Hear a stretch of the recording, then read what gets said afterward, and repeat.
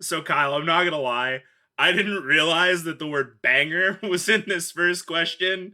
Like, I didn't understand that it was supposed to be a good thing. I've never wanted to have sex with a pot pie, but like, I'd have sex with that pot pie. We're all weak to stepping on nails. Let me preface this by saying I wrote a script. Daytona Beach is like two mild inconveniences from being a post-apocalyptic wasteland anyway. So many of my tabs say semen. Are you guys ready for this weird, horny adventure that we're all about to go on? You can't handcuff me for skanking. This motherfucker gaslights you. Diet Coke and Sorrow will be chapter 4. And against all odds, Kyle, we became those swirly weirdos. This whole podcast is a very negative mouthfeel. Hello and welcome to Debate This, the show where no one is right, but someone is definitely wrong. In this show, we take time out of our busy adult lives to talk about comic books, video games, and the likelihood that Rogers the Musical was written into Hawkeye as an excuse to allow Jeremy Renner to sing in a Marvel production. Oh my god. If I have to buy an officially licensed Hawkeye OST, I'm gonna be so mad about it. No.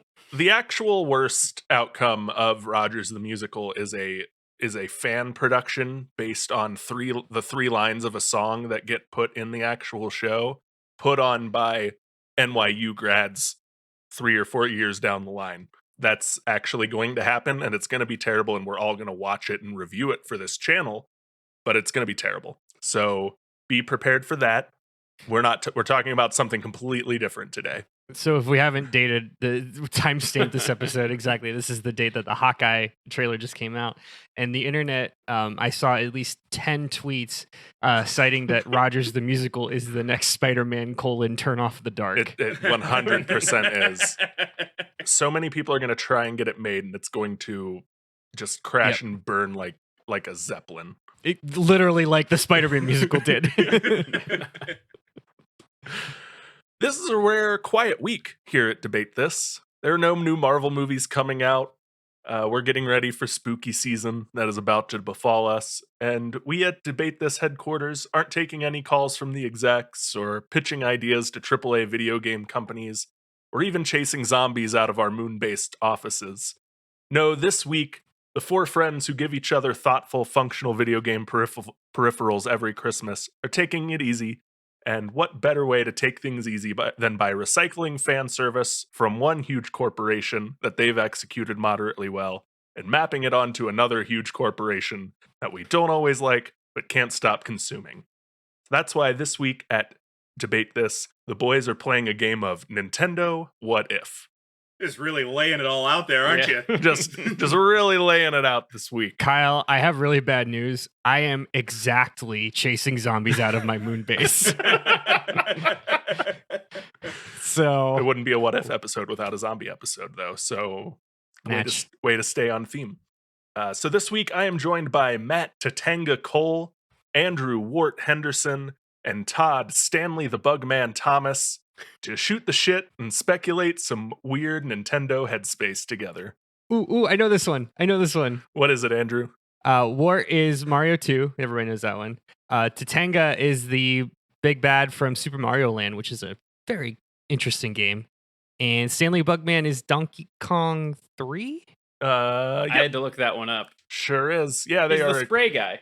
They're obscure Nintendo characters that time has forgotten. Also on this list were Mallow and Gino, but we weren't going to give Todd that satisfaction. They're not Nintendo characters. They're Squeenix characters. Okay, there you go. And Gino gets a reference in another Nintendo game later, so who's to say? And we all knew Todd was going to bring up Super Mario RPG this episode anyway. Yep. So we'll save that for then. You don't know guys, shit about shit. Pitch us your idea for a banger episode of Nintendo What If. What is the catalyst for change in this universe? And what is the ultimate result of that change that you want to focus on in your episode? Matt, why don't you kick us off? So Kyle, I'm not gonna lie.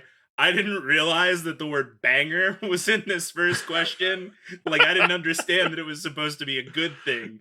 This is just a thing. So consider with me, guys, what if Isle Delfino from prolific 2002 GameCube game Super Mario Sunshine. I refuse to believe that game came out in 2002.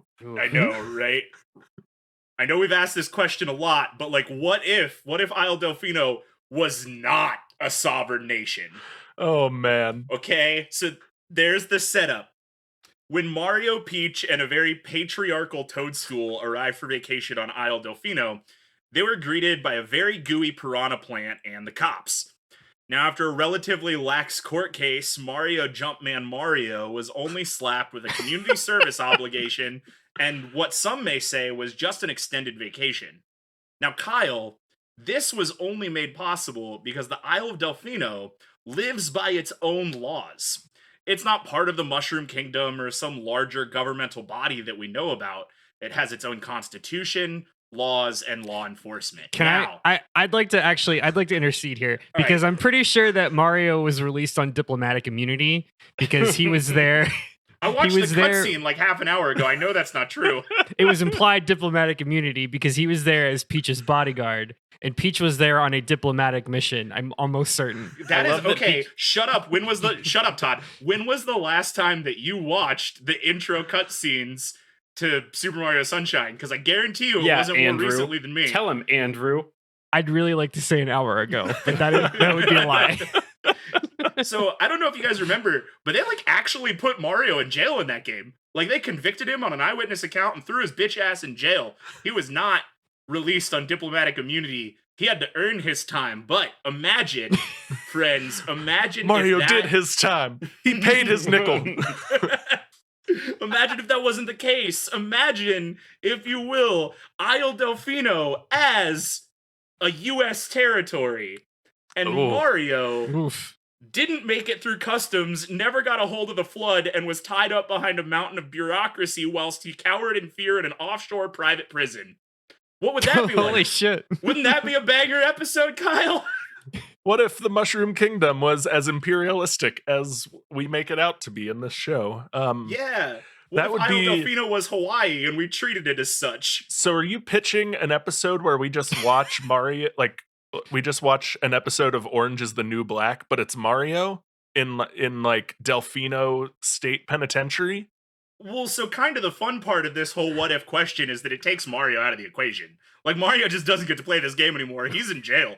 So we're gonna follow a bunch of other people. Oh, okay. Yeah. So we're not following Mario through the penal system. We're following everyone once Mario is incarcerated. Okay. Yeah, so it's like a Sonic Forces kind of situation.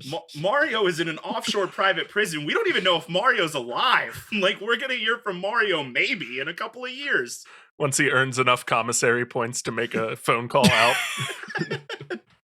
Clarifying question, Matt. This is important. So right, sure. You said that Isle Delfino is a U.S. territory. Are you saying that Isle Delfino is an actual U.S. territory compared to the Mushroom Kingdom, which is a separate organization, or is this like a Mushroom Kingdom territory? No. So like I in my head envision the Mushroom Kingdom as its own like separate country. Yeah. Like it's its own entity.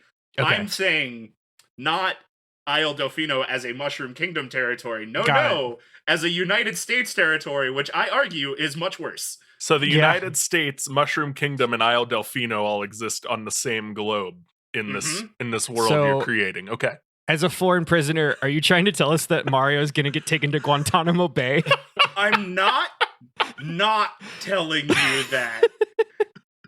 It's actually, I think there's probably a boss at Guantanamo Bay. His name is probably Guantan. They probably call it Guantan's Gargantuan Bay. Oh my god. Well, there's our episode title. Matt, at any point does Guantan say, "You want the truth, you can't handle the truth"? And how much does his character model look like Jack Nicholson?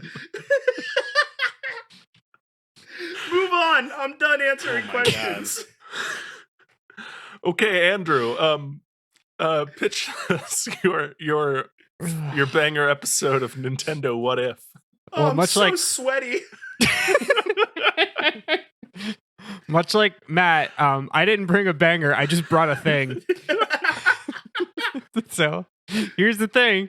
Okay, so y'all remember 2001's Pikmin for the GameCube? Great little game. Also refused to believe that came out in 2001. Right. Sure, before Sunshine, believe it or not. Yep. So for listeners who don't know or aren't familiar, GameCube's Pikmin had us playing as the vertically challenged Captain Olimar, who is a shipper working for the space logistics company Hocotate Freight. Excuse me, not Freight. Hocotate Freight. I totally read that as Hokotate, and I don't really know why. Sure. So Olimar one day is kicking back in his ship, cruising throughout space, and his ship is hit by a massive meteor that sends him crash landing onto an unfamiliar planet. Olimar survives because this is a Nintendo game, but his ship is torn to pieces, which are then conveniently scattered across the surface of the planet. Shortly after crashing, Olimar discovers the planet's sentient plant life, the Pikmin, these little cute little gremlin-y things that they have little buds sticking out of their heads, and then they grow to flowers. And people who have played Smash will also recognize the Pikmin as part of Olimar's kit in Smash. Okay, so there are 3 types of Pikmin. You've got the red Pikmin, who act as the muscle and are resistant to fire. Those are like kind of your brawlers. You've got the blue Pikmin, who can swim. So for anything that requires water or like traversing over a bridge or something like that. And then you've got the yellow Pikmin, who are much lighter and therefore can reach high areas. And the whole point of the game is Olimar literally grows a small army of these little creatures by planting them in the ground and multiplying them, and then he uses them to traverse areas and fight off the scary predators of the planet, and basically just recover the scattered pieces of his broken ship. And the whole game takes place over a series of 30 days, which is when Olimar's life support ends, and you have to get all the pieces of the ship, get off the planet. But I ask you, Kyle, what if the Pikmin weren't friendly little flower creatures? What if instead they were fungi? Ooh, okay. Now that might seem nuanced at first, but let me just explain. So, unlike plants that photosynthesize in order to survive, fungi need to find external sources of food in order to live and grow. And fungi exist as microorganisms and grow and reproduce and turn into things like maybe they flower and turn into mushrooms, or maybe they turn into mold. Yeast is also fungi, which is kind of cool. I didn't know that. Yep. Mm-hmm. I didn't know a lot about fungi until today, so here you go. This has been Andrew's Science Corner. Yep, talking tungsten. Here we go. Anyway, so fungi need to feed on nutrients in order to survive, and then they reproduce. Most reproduce asexually by releasing spores. The spores then attach on other surfaces, and the fungal organisms continue to feed and grow. It's why, like, when you have mold on one piece of bread, it's going to grow and reproduce more and more. So in my new version of Pikmin, instead of discovering this friendly race of vegan aliens, by plucking that first creature out of the ground, Captain Olimar unwittingly releases a scourge that devours an entire planet and eventually the entire known universe. Now wait, why does this sound so familiar, Andrew? I don't know, Kyle. Maybe we should talk about it in the next prompt and not worry about it.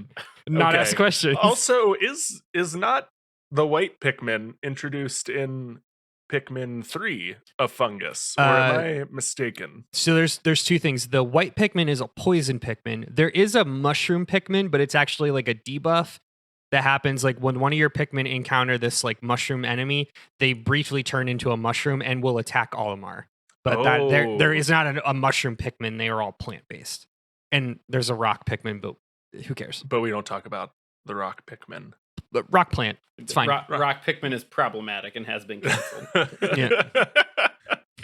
So this is definitely Starro, right? Like we're just doing a Suicide Squad, and it's Starro and his little Starro face suckers, right? It's not unlike that. No, it's a little bit of Starro. It's a little bit of Marvel zombies too. I mean, it's less than a little bit of that. Little column B. Let's call it what it is. It's incredibly contrived, and let's move on. A tale as old as time, if you will. My bigger issue here is not that you've ripped off every horror storyline. It's that you made it through a prompt talking about Pikmin, and you didn't bring up Alf, which is both. Oh, he's coming. Oh, can he not? Alf is the Waluigi of this franchise, and I do not want him. Oh, he coming. I've never played a Pikmin game. I don't know who Alf is. He's Olimar's brother. First mate. There's No, something. he's unrelated. He's from Pikmin 3. He's part of a 3-person squad what's the that third? work for the What's the same third company. person with the pervy mustache? Captain. That's something? Charlie. Oh, Charlie. He does have a Mhm. pervy mustache. Yeah, it's not great. Oh, what do you know? Yeah. I learned something about Pikmin today. Olimar looked great, and then he brought Pikmin, Waluigi, and Wario to his team. Excellent. Todd, round us Hey out. Todd, do your shitty thing. Oh Yeah. no, it's good. Round us out and tell us your banging what Your if. banger? I can't wait to tell you about this banger, Kyle. So I've got to set a stage though. So we're gonna go back Naturally. to So we're talking about actual old game to start. So 1985, we were introduced to Nintendo's very first damsel in distress. The sole motivation of Super Mario Brothers in 1985 was that you run right until you can't run right anymore, and you're going after Princess Peach, and that's the whole thing. And it wasn't until 3 years later in '88 that in Super Mario Brothers 2, you actually got to play as Princess Peach, and you got to experience like her magical abilities because she could float, which is not something that a normal person can do. Is that a magical ability? I thought that was just kind of like her dress. Just Like, I thought aerodynamics her dress just let her float. and a sturdy dress. Then it's a magically empowered dress because those aren't dress physics. Keep going, Correct. Todd. My cat's Actually, doing a thing. I need to Good. quickly actually Todd, it's really driving me crazy. Yeah. Nintendo's first damsel in distress was Pauline from Donkey Kong. That's Boom. fair. I would agree with that. That's fair. I'll go with that. So we go 3 years later, and like I said, you get Princess Peach, and you get to play her, and you actually get to experience her magical ability that is to float. And so we go a decade ahead further from there, and we actually get Princess Peach playable again, only this time with some offensive abilities, but a vast array of healing spells and buffing abilities. And even then, games that followed with Princess Peach, they gave her the power to manipulate the areas around her, gave her some healing powers, the ability to issue status ailments to those around her. Kyle, it is incredibly clear that Princess Peach was obviously coded as Nintendo's very first homegrown IP that was a white mage or someone using white magic. I don't. That's No. why'd you have to make this about race, Todd? It's Final Fantasy coded. Also, float is time magic, not white magic. I wouldn't say that's time magic. It's time magic. it's- Look it up, motherfucker. Well, agree to disagree. Anyway, Kyle, what if in my banger episode, Princess Peach wasn't raised in the school of white healing magic? What if Princess Peach was taught by the Elder Toads the way of the blue mage's power to steal and replicate magics of monsters from the Mushroom Kingdom? Ooh. What if Peach's origin story wasn't relegated to being stuck in the background and instead she learned her full potential early on? How would the butterfly flapping its wings of Peach, depending on what Final Fantasy game you're looking at, observing, siphoning from, assimilating, learning, Equipping the materia. equipping the materia, doing the thing necessary to learn the animal-like abilities of the monsters of the Mushroom Kingdom, how would that impact things going forward? My banger, what That if is what we're episode- asking you, Todd. Well, I'm telling you, Kyle, my banger, what if episode is Peach taking on the limelight following her playable debut in Super Mario 2. And even then, she's dropping that pathway of healing magic abilities for studies that focus on mirroring the beasts of the Mushroom Kingdom that she serves. Okay. Some stretches in there, but I'm here Some for them. stretches in there. We just argued over diplomatic immunity no more than 5 minutes ago. Yeah, a very well laid out argument for diplomatic immunity, Todd. Well, you're not wrong, and I hate that. Okay, I can get on board this though. A warrior mage Peach more than a healing and protecting mage Peach. Yeah, she doesn't need to do that. No. No one needs a team healer. It's fine. All Someone right, else will do that. I'll have some questions later on when we get to them, Todd. But let's move forward and see what we get with the other what ifs going on. So most of the fun in the Marvel What If series is the ripple effect often puts more than just one main character out of place and into a new interesting role. In the Captain Carter episode, for example, we also got Steve Rogers as the first Iron Man, or in the Avengers serial killer episode, we saw Loki finally assume the role of leader of Earth. So what does your what if change about where other characters end up? And how do they come in contact with your character? Just more fun moving pieces. Tell us how those pieces move and what it looks like where they end up. Matt. Well, Kyle, what I don't have for you is fun moving pieces. I have pieces. They are moving. They are not fun. So listen, if It's only Isle sad. Delfino was a U.S. territory, a lot about the island itself is actually going to change even before our characters get there. I mean, for instance, when you land in Isle Delfino, you land right on the Delfino airstrip. It's beautiful, it's picturesque, but there's no massive consumeristic airport with a large customs office, and we're going to need to build one of those immediately. Moving down the line a little bit, we see Bianco Hills with their lakeside villages and their large windmills where Petey Piranha lives. Kyle, everybody knows in U.S. territories, windmills cause cancer. We can't have windmills on a U.S. territory island. We got to get rid of those right away. And most of the economy of Isle Delfino is actually all going to move over to Rico Harbor because, Kyle, like all U.S. territories, we're going to turn this into a major shipping port. We're going to put military bases on it, and we are going to use it as basically a pit stop in the South Pacific Ocean. And with that, there is going to be rampant pollution.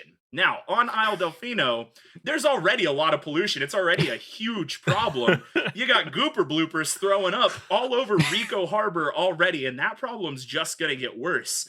Not even to mention the fact that while 25% of this island is going to be military base, the other 75% is going to turn into a major tourist attraction.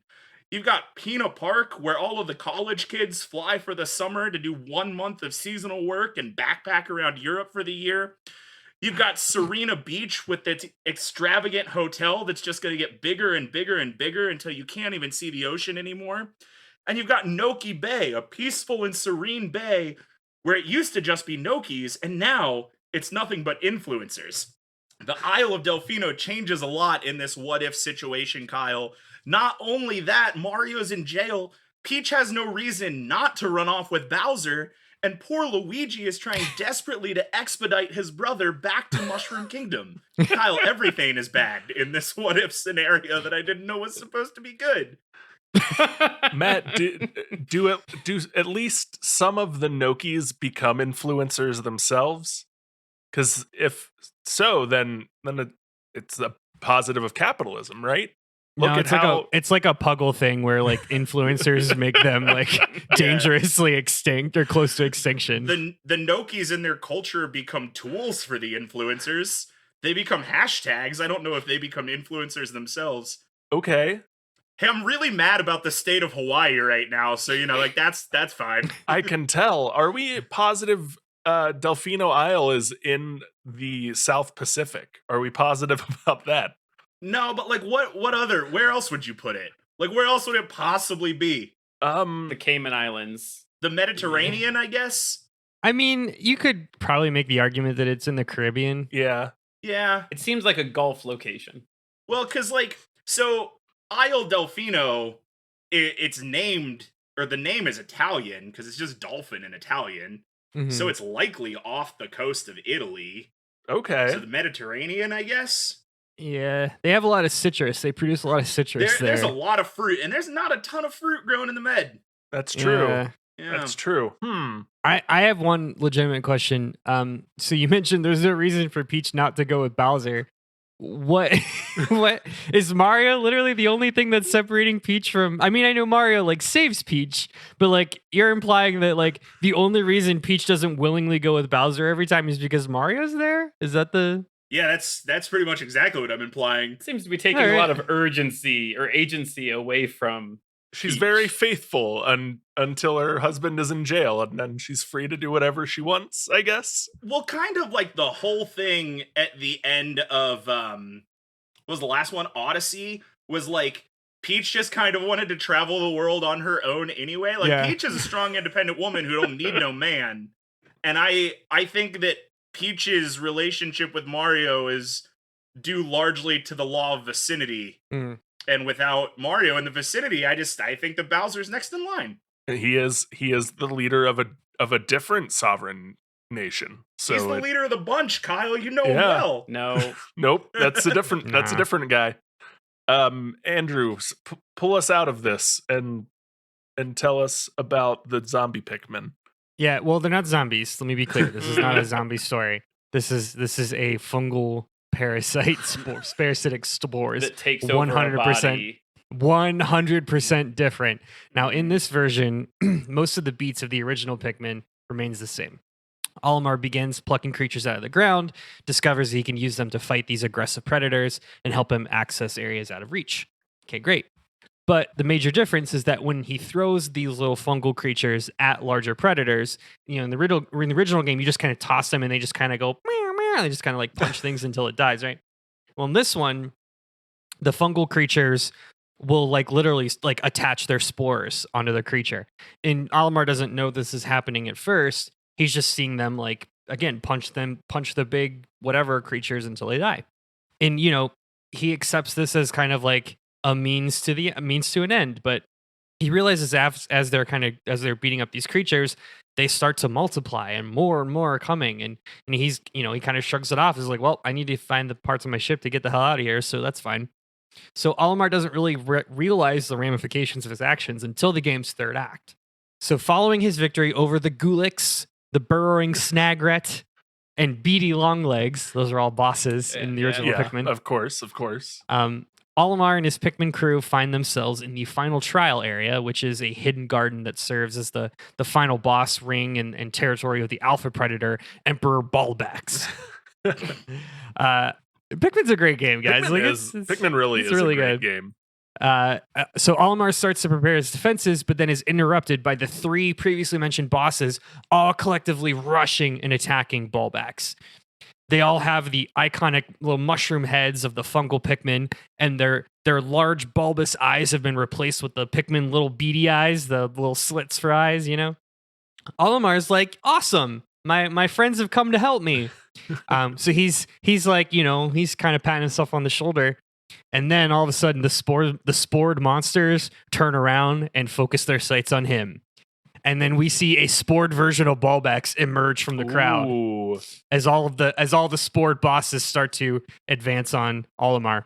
Spored, not zombified, right? Spored. I said spored. Okay. So Olimar starts to flee, and as the smaller fungal Pikmin start leaping on and detaching themselves onto his suit, he's furiously picking them off one by one as he makes a mad dash to his spaceship. He dives into the cockpit and flies off the planet to watch in horror as a third of the surface is literally covered in this now very familiar fungal spore.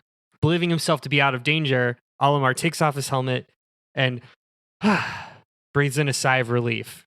And as the credits roll, we see a hyper close-up of Olimar breathing in these microscopic fungal particles that were still attached to the outside of his suit. Oh no, Olimar.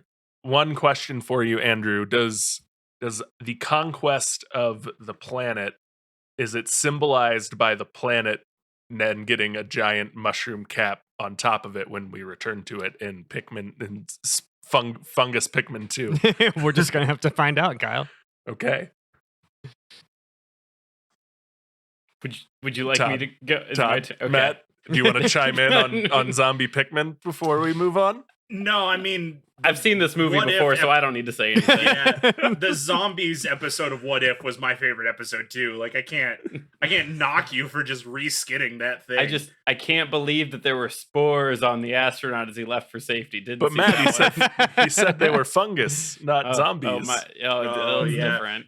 Listen. We've all seen fungus movies. All right, Todd, tell us about Blue Mage Peach, and be prepared for Andrew to actually you a few times. Well, the joke. Actually, you know what? I have to errata myself. Float is a white magic ability when time magic is not available. So you were right. Wait, hang on, Andrew. Can you just? I just need Nope, one that's it. more, Nope. clean cut of that, if you could. Just eat a bag of dicks, Todd. All right, good. Hope that comes through in the recording.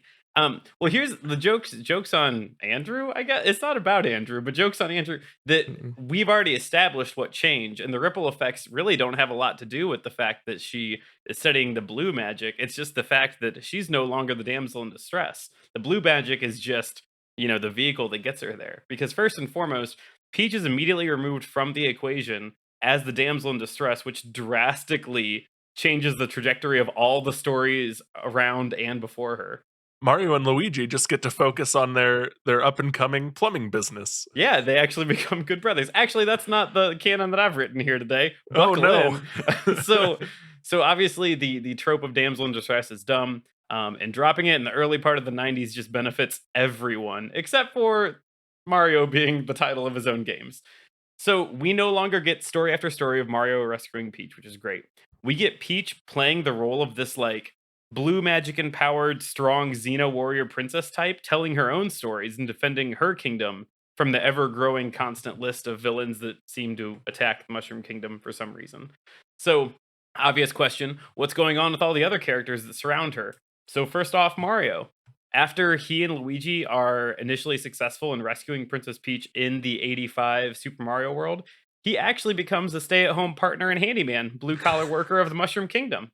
The Mushroom Kingdom needs strong tradesmen, and Mario gets to do that. We actually don't even get to see Mario come back into a main title or storyline or character until he plays a key role as a strategic ally in the Peach and the Infinite Plague of the Dark Rainbow game. That will be the first time that we actually have Mario come out of retirement as a surprise character. I see inquisitive looks. I wanna. Do you have? I want elaboration on that big title, Rainbow Universe. No, it's Kingdom. Peach and the Infinite Plague of the Dark Rainbow. That's going to be Peach's big breakout game. Okay. But Andrew, yes. Nope. I nothing. I was just never mind. I too like Melancholy and the Infinite Sadness.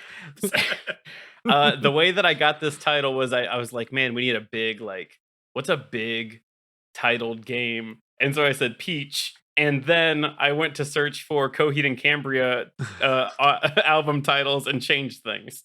And I feel like it kind of worked in the end. Good Mario, I'm burning star for. Yep, there it is.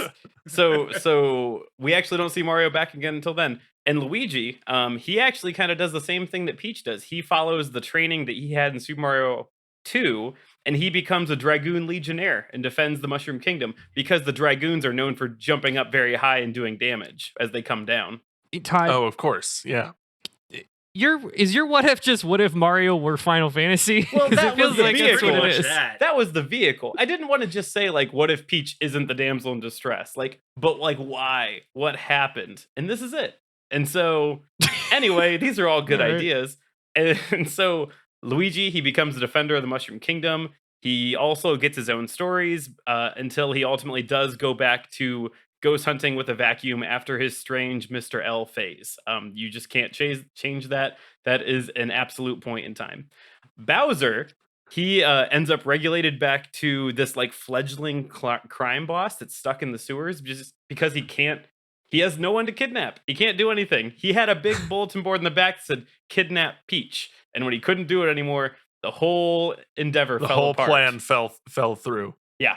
That said, his eldest daughter, Wendy the Mad, she does take over the criminal enterprise. She runs a tight criminal enterprise from her airship as a real menace to Mushroom Kingdom. And so the stories that we see come from this is that Peach, she's obviously the only person capable of defending the Mushroom Kingdom, and so she has to challenge Wendy. And that is what we get. When you give us a good Peach empowered with agency and strong magics that aren't just I'm going to heal or drop physical peaches from the sky. I feel like you're taking a big swing at healing magic, Todd, which is a pretty important part of a party comp. No team really needs healers if they're good. Okay. Okay, Todd. No, I like that Luigi's a dragoon for some reason. Yeah, I that's do fun. too. Luigi is a dragoon. Can we It's great. follow the Luigi as a dragoon series instead?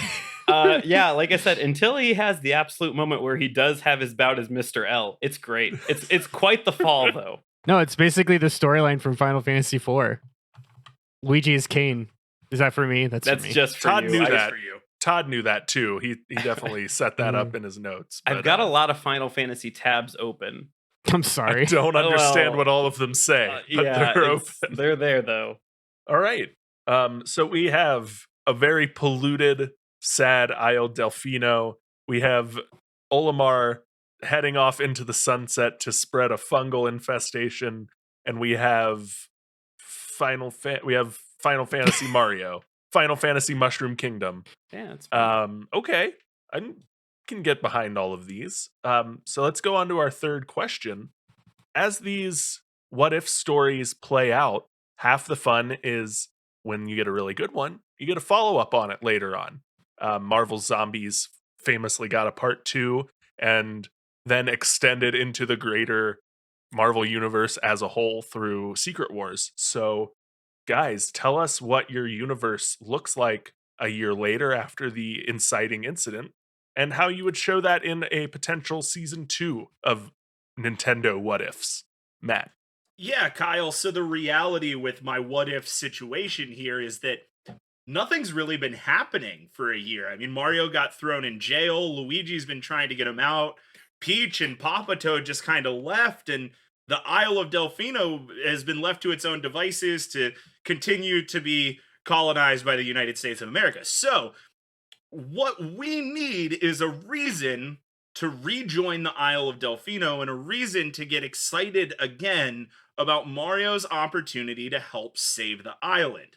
Now, Luigi, being the pathetic brother that he is never going to be able to help Mario on his own. Except he's a dragoon in Todd's canon. Yeah, that's If we true. can cross Not in my these canon. multiverses, then boy, howdy. Yeah, Todd got the better Luigi variant than I did. But you see, Kyle, Luigi needs to call in some help to help get Mario out of the offshore prison of the Isle of Delfino.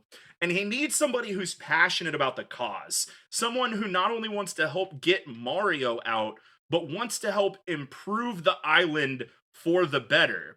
Which means this is a perfect opportunity for us to do a follow-up sequel game a year later, combining with another famous IP, super lawyer, ace attorney, Phoenix Wright, in a new game coming next year called Phoenix Wright in Ace Attorney, hobbyist, lobbyist, and the Isle of Acquittal. That's a very good Phoenix Wright title. All right.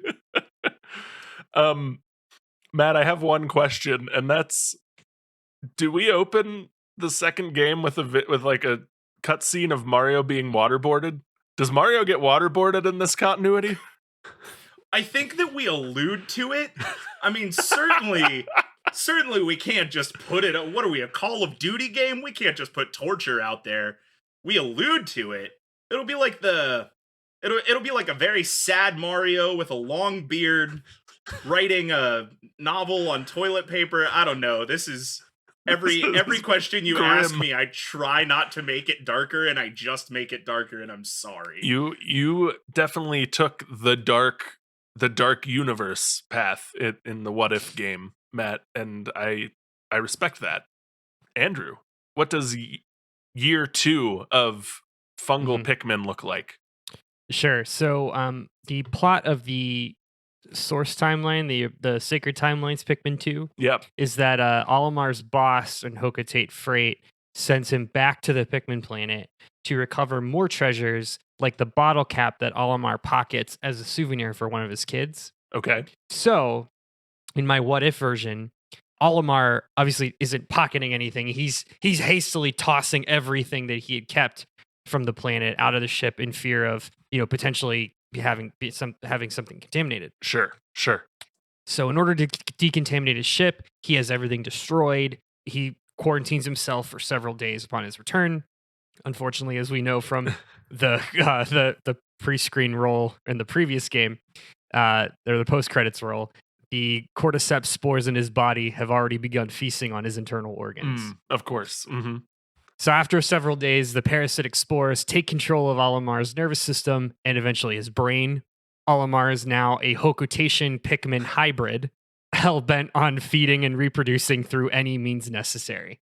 And in only a matter of a few short months, the Pikmin's parasite spreads like wildfire, infecting every citizen of Hocotate. Now we cut to Alf. So we cut to Alf, mild-mannered Alf. He's sitting at home with his wife and daughter, and they're interrupted one fateful night by a car just driving through the living room. Alf then runs with his family, and as Alf navigates the the war-torn streets of Austin, Texas, Alf is come face to face with realizing that the looming threat, and Alf is separated from his family, and something. Look, I'm doing The Last of Us. Oh, okay. It's The Last of Us. It's a Nintendo flavored Last of Us. Got it. Yeah. You guys clearly weren't getting the reference. So Alf is separated from his daughter. I'm sure if I had played Last of Us, Andrew, I would have understood your reference perfectly. It's the first people who like The Last of Us would have gotten that joke. That's the first scene in Last of Us. So fast forward 20 years, we see the surface of Hocotate has been carpet bombed by the Interplanetary Alliance. We find a group of survivors led by now ex-Hocotate freighter Alf. In a chance encounter, Alf meets up with a mysterious girl named Brittany, who is somehow immune to the parasite. Together, Alf and Brittany traverse the dangerous Hocotate capital, fighting back infected citizens and raiders along the way. In Pikmin 2, The Ballbackst of Us. No. Wow. No. I was on board for a Pikmin Last of Us until that title, Andrew. I also thought you were setting up a Katamari Damacy type game with Fungal Olimar, I was excited for that too. So the joke is, this clearly fell on deaf ears. The joke is, the Cordyceps parasite is literally the plot to Last of Us. Oh, so The okay. Last of Us is not a zombie. That is that's the hand wavy explanation for zombies. Is it's a Cordyceps mushroom or fungal parasite. Because that's Cordyceps is a very real mushroom that exists. Mm-hmm. Also, funny enough, that is the exact same plot to a book. Then was later adapted into a movie called The Girl with Many Gifts. Both of which are technically not zombie. Right. It's the girl with all features, the gifts, right? Thank you, Girl Yeah. with all the gifts. Yeah. Yes. You knew what I meant. Yeah. Neither of which are technically zombie adaptations, but zombies. Right. Okay. We all love the dark episodes of What If here on Debate This, don't we? We're all super into those. Todd, Except Todd, who wants to talk about magic like a nerd. Yeah. Okay, well, actually, I think I really liked both magic and dark things. I loved the Doctor Strange episode. Nerd. Yeah. What if Doctor Strange were a dragoon? That'd be sweet. Yours is definitely more akin to the Captain Carter episode, though, Todd. I feel that, which was Okay. one of the best episodes. So thank you. Okay. Kyle. Okay. Thank Okay. you. Hey, Tell Kyle, us, you know what? You know tell what us a real about your season 2 episode. You know what a real banger is, Quit Kyle? A patting real yourself banger on the is back.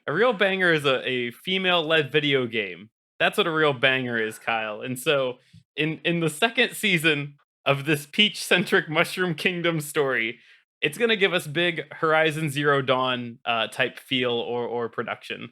But obviously, we've got Peach in this warrior getup, and she is out there fighting and assimilating monster abilities like that of the wild Chain Chomp, or studying and learning from the Legion of Hammer Bros.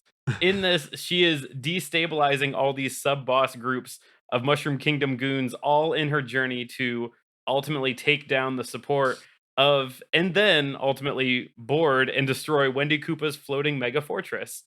Kyle, what I'm describing to you is something along the lines of an action-adventure RPG, and I want to play this game / watch this show a lot. If you say Mario RPG 2, I've worked very hard to describe something that is not exactly that, but is different. I've tiptoed a lot of lines. Could be called Mario RPG 2.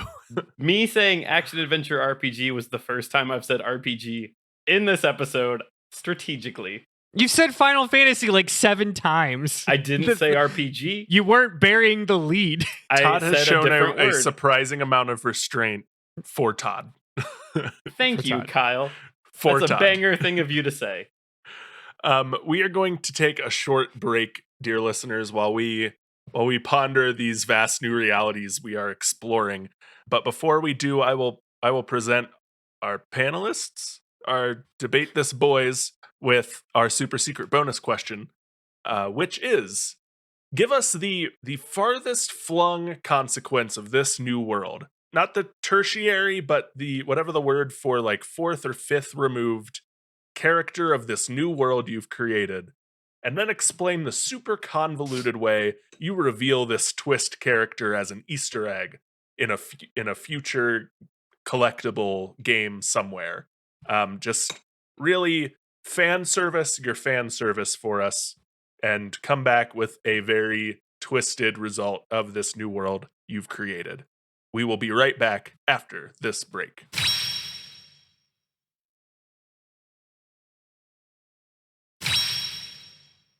All right, we are back, and we are going to answer our super secret bonus question, which again is, what is the furthest flung consequence of the new world you've created in this Nintendo What If episode? And explain the super convoluted way you reveal the twist as an Easter egg in a future game.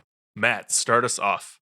Well, Kyle, everybody's favorite part of Super Mario Sunshine wasn't Mario. It wasn't Shadow Mario. It wasn't Baby Bowser. It was everyone's favorite NPC, the fastest guy to wear a mask in a Mario game, Il Piantissimo, who you had to race against 3 times, who you definitely remember from this game.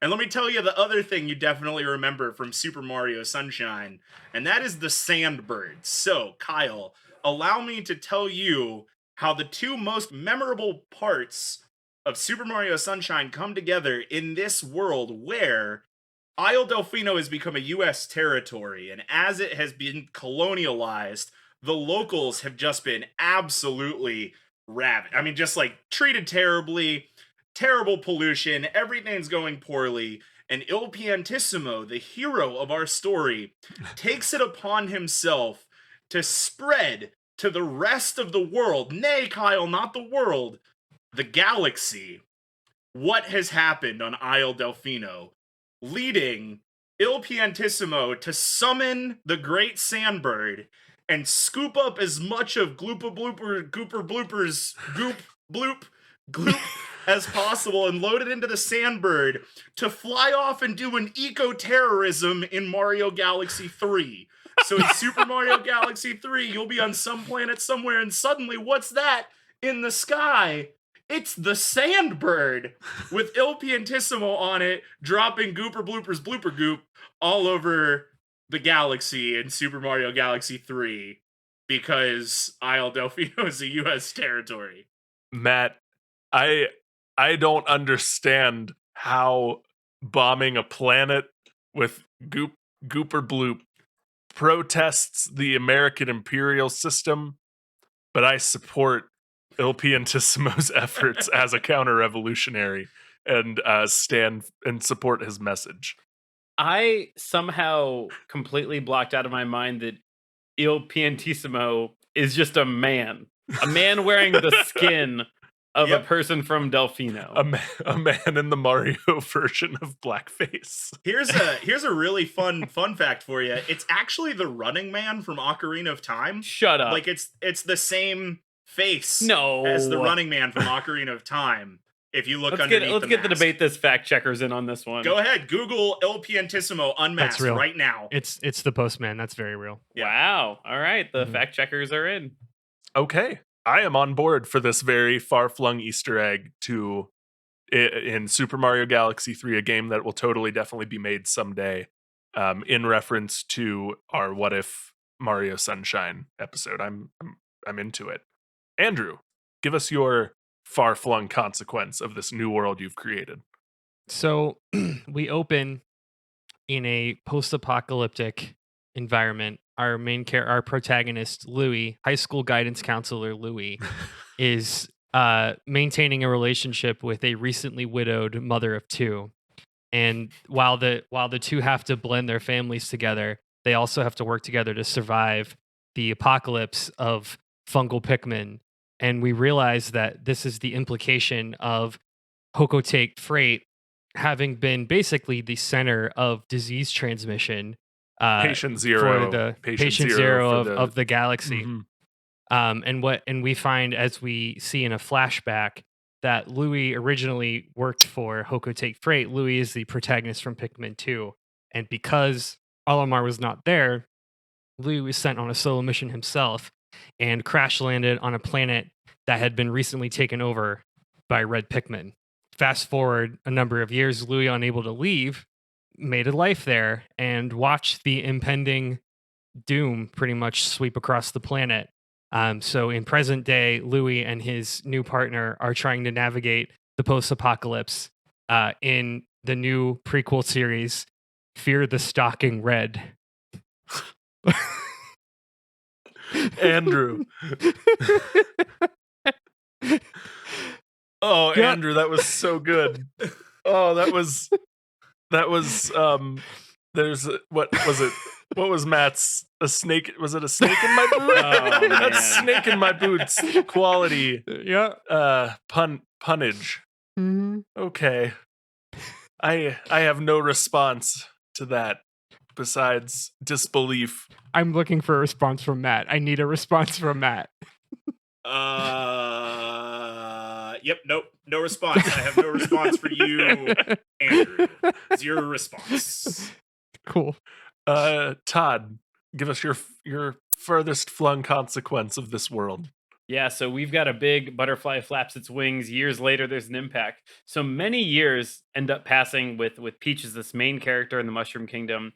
And this obviously leads to more than what I've described already, drastic structural changes in the Mushroom Kingdom. So we now have people that can dedicate their time to improving the Mushroom Kingdom, not just constantly worrying about their princess being kidnapped. So we are now putting new support and energy into the infrastructure of the Mushroom Kingdom, into better healthcare. We are actually taking all the Toad staff from the kingdom, the Mushroom Kingdom itself, and we are offering them the ability to upskill into new training opportunities that were just previously unaddressed. Green energy is a thing now, because Good. can't do that when you're worried about flying ships stealing your princess. So years go on, and there is just massive, incredible structural growth for all these Toads and all the people in the Mushroom Kingdom, except for one, and that is Toad. As in Toad, the mushroom guy Toad, as in Toad, the Toad that you know, Toad. The Toad. The Toad. You see, Toad studied for years to hone his craft of serving defenseless princesses. He actually completed 2 terminal degrees in princess protection and high-pitched shriek talking. And at this point, now, with defenseless princesses at an all-time low in the Mushroom Kingdom, he was pretty quickly fired from his job. Ooh, Without the princess to serve, fired from his post. And further, he refused to go back to college for fear of wasting more of his time studying. So it's not long before Toad goes bankrupt. Toadette leaves him and takes the children as well. And the thing is that we, as the audience, we have no clue these things are set in motion after Super Mario 2, when that was the first breakout for Peach. And so we never see these things in motion. We never pick up that Toad views Peach as the sole reason for his fall. So at the end of What If, we had an empowered Peach. We see Peach returning from destabilizing a strategic valued target for Wendy Koopa Fortress. What she did was she assimilated a Lakitu, and she filled the floating ship with Spinies and created a hellscape of spiked beetles. And it was pretty rad. And so anyway, upon returning home, she finds a bloodied Toad hat left at her doorstep with a note written in blood that says, "Thank you, Peach, but my future was meant to be in your castle." Oh, no. Wow. Okay, so we're on a video call, and I watched Todd, his eyes were darting like he was reading something. Did you have all that written down before this? I had bullet points. I was like, Toad fall from grace.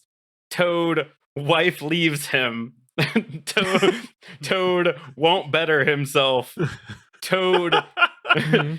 Toad. I had the idea of Toad breaks bad. And I was like, well, how do you get there? How do you get to Toad breaks bad? Okay. Obviously, you take everything from him, and then you have him Sure. refuse to make himself better. So a mushroom capless Toad, a disfigured Toad, is running around committing Toad crimes? Toad crimes. Yeah, Toad crimes. Okay. What are some Toad crimes, Todd? Ooh, Toad crimes. Arson. Notorious Toad crime. I just really like to think of Toad in Toad's voice, yelling at his ex-wife, asking her not to leave I him. am the one who knocks speech from Breaking Bad. Baby, come on! No, don't leave me! Come back! I you. danger. I'll get better. I promise I'll get clean. Did we all get one in? Oh Good. yeah. Anyway, yeah, you don't see any of that happen on screen, but at the beginning of, I guess, the third season of What If, you get like some backstory eventually. Yeah, like episode 3 of this saga opens with you see Toad pushed to the background, and you get you follow his fall, and then 3 is his rise to the top as a new criminal underlord. Of course, I get it. Yeah, absolutely. Well, guys, these were all great what ifs. I have to pick one now to be my hyperfixation for the next week until we record our next episode. I think that's the conceit we all agreed to here. So give me your closing statements as to why I should pick your what if to be my new hyperfixation. Yeah, Kyle. So listen, I don't know that I can convince you of that. I'm just going to be really honest with you. But what I can convince people of is I'm sure there are people listening to this podcast right now who are like, no, if Delfino Plaza was a U.S. territory, we certainly wouldn't treat it that way. And in response to that, I would like to read for you a section of U.S. Supreme Court case Downs versus Bidwell Jesus. in 1901, when the U.S. Supreme Court decided whether or not U.S. territories were were entitled to the protections of the U.S. Constitution, when they actually said a real law that is still followed today. U.S. territories are inhabited by, quote, alien races differing from us in customs and modes of thought, and may not understand our Anglo-Saxon principles, and thus are not subject to protections of the U.S. Constitution. Hey, find something to be angry about today, Kyle. That's my closing statement. Matt, I commend your strategy of drawing more listeners to this podcast by ensuring that the CIA will listen to every episode of Debate This now. The CIA Andrew. is going to hear me talk about having sex with a pot pie now. Yep. That's the real what if. That's the real Nexus event. Andrew, give me your closing statement. Kyle, we've all seen zombie movies. Let's not pretend I did anything different here today. Good. And Todd. Kyle, you asked for a banger, and I brought you a banger today. Princess Peach as a protagonist. Princess Peach using sweet magic moves that she learns from the various enemies of the Mushroom Kingdom. Also, Toad breaks bad, and that's pretty cool that Toad commits at least one arson. At least one arson. At least one. It's just one good one. Todd, counting up, how many what if scenarios did you post today? Because I've got at least 4. It's butterfly flaps its wings. I can't make it any clearer than I already have. I don't know how you lost from. You know from, what? It's fair. It's listen, incredibly clear. There's the step 1 of this was Peach floating is magic. Mhm. Peach gets healing magic. We can do better. Now Peach is Lucy Lawless. Black Widow. Okay, Yeah, Lucy and, Lawless. And at some point, Toad is going to deliver Bowser's severed head to the Mushroom Kingdom. Okay. It's not. We're not that far away from the It's a beginning. straight line, Andrew. Yeah. I think what it is what if Zack Snyder directed Final Fantasy in the Mushroom Kingdom? Is that where I'm at? Is that where we're at? If don't have that's time. where we've gotten to in this podcast, I would like to finish this podcast now, please. Yeah. I don't have time to watch that 8-hour movie, but yeah. I mean, yeah. All right, we're done dunking on Todd. Now, guys, while I decide who wins today, do good vibes. Reverse that car and do some good vibes for each other. Wow, what a thing we did, huh? Huh? Andrew, zombie Pikmin, spored Pikmin, I don't know, whatever you want to call them. Cool idea. Cool story. Thanks. Girl with all the gifts was a great pull. And you know, always down for new zombie media. We'll say yes to zombie media 100% of the time. I have not played any of the games that you talked about today. I've never played Pikmin. I've never played The Last of Us, but I liked the way you talked about them. Honestly, though, just the idea of like a Nintendo zombie game that isn't the terrible Zombies U game that came out for the Wii U would be really cool, and I'd really like that. Todd, I'm not gonna lie, you lost me at the sentence, what if Peach was a blue mage instead of a white mage? I don't know what any of that shit means, but you talked with a lot of conviction, and for that we thank you. Like the sounds your mouth makes, Magic Man. Like the cut of your jib, soldier. I'll have to echo that, Todd. I like that Luigi's a dragoon. Yeah. That's really fun. And Matt, I am both very happy at the idea of Mario being a prisoner and then the cascading events that would ensue because it's a better Sonic Forces, but also very sad at the state of U.S. territories. Yeah. So it's definitely a bittersweet feeling. I'm actually looking it up real quick. I'm not sure if you're aware, Matt, there is a game from 93 called Mario is Missing where Luigi just has to go looking for Mario. I owned it. It was a geography learning game. It was like a where in the world is Carmen San Diego, but with Mario? Yeah. Yep. And so that's interesting. I didn't think about that until just now. What I think you did was you gave us what that is in a darker universe setting. And I love that idea. Like, what if Mario went somewhere and was held in customs / kidnapped / kept in Guantanamo Bay? And you know, I'd play that. I'd play / watch that. And Andrew, I thought Pikmin was actually scary when it first came out because it starts getting dark and it gets creepy and you feel bad if all the Pikmin don't make it onto the ship. And you took those bits and you made it scarier. And so if Nintendo were bold enough to make Pikmin the actual scary game that it could be, I think yours would be that thing. Thanks, man. Okay. I guess I have to decide which one of these won today, and I don't want to. I just love any and all hypothetical situations created in fictional universes. So pick I will, but I won't be happy about it.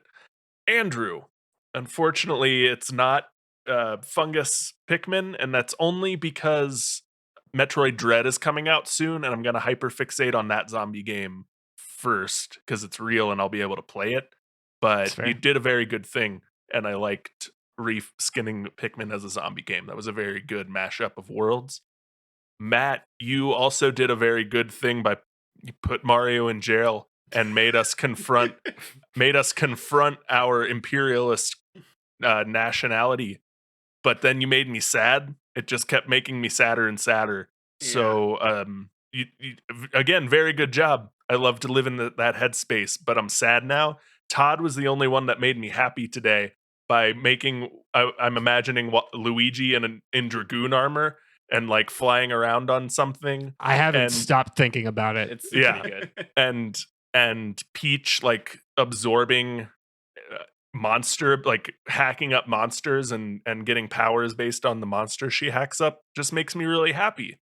So I didn't want to reward Super Mario RPG 2 today, but I think that is in fact our winner, Todd. Congratulations. You said it, not me, baby.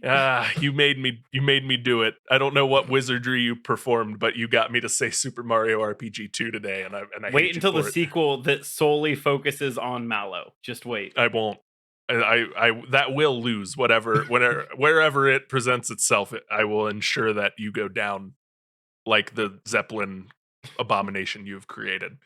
That does it for us today on Debate This. Thank you everyone for listening. You can follow along with the arguments on Twitter, Facebook, and Instagram at DebateThisCast or on our website at debatethiscast.com. Want more Debate This content, but you can't wait till 2 Tuesdays from now? Do you love hearing our voices and our goofs and crave more of that for your ear holes? Well, you are in luck because if you subscribe to our Patreon for just $5, you can unlock the 4th Tuesday. Doing that will let you get nerdy with us on our Patreon-only Discord, as well as give you access to all of our bonus episodes and our extra premium show, The Office Drones. Forbegorf and The Office Drones? What's that show called? It's just The Office Drones. Just The Office Drones. We got there. We got there. Can I add to, so everybody listening, we are going to do a relaunch of our Patreon in 2 weeks following the release of this episode. So October 5th, stay tuned. We will post more information on the 5th in the feed about new updates to the Patreon. We're going to add new tiers, new content's coming, new things, new ways to listen to all of our weird shit. So keep posted on that. We will let you know. The 5th will also be the start of our Spooktacular Express special, a month of Halloween-themed content from Debate This headquarters.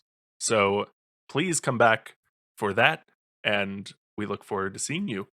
Until next time, I'm Kyle Harper. I'm Matt. Guantan's Gargantuan Bay. Get mo coins. Get mo shines. Cole. I'm Andrew. 30 Days Later, Henderson.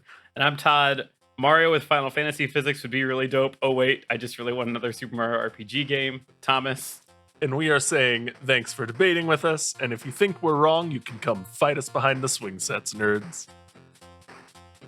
I didn't expect to talk about Guantanamo Bay as much as I did this afternoon. I think the odds of doing that was as likely as me winning with a Super Mario RPG pitch. So I think we all surprised ourselves a little bit today. Everyone was a little shocked today.